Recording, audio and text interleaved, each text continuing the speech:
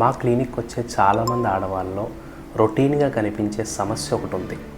మేము వాష్రూమ్కి వెళ్ళే లోపే యూరిన్ లీక్ అయిపోతూ ఉంటుంది.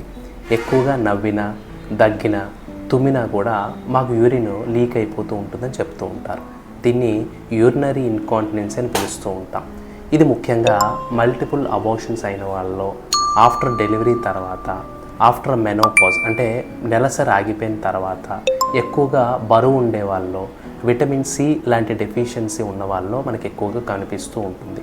దీనికి గల ముఖ్య కారణం వచ్చేసి మన గర్భసంచి లేదా యూరినరీ సంచి చుట్టూ ఉండే మజిల్స్ అన్నవి వీక్ అయిపోవడం వల్ల ఈ సమస్య వస్తూ ఉంటుంది. వీటిని పెల్విక్ మజిల్స్ అని పిలుస్తూ ఉంటాం. వీటికి సరిపడా కొన్ని ఎక్సర్సైజెస్ ఉంటాయి. వీటిని కానీ సరిగ్గా చేసుకుంటే వచ్చిన వాళ్ళలో ఈ సమస్య తగ్గే అవకాశం ఉంటుంది, లేదా రాకుండా ముందే ప్రివెంట్ చేసుకునే అవకాశం ఉంటుంది.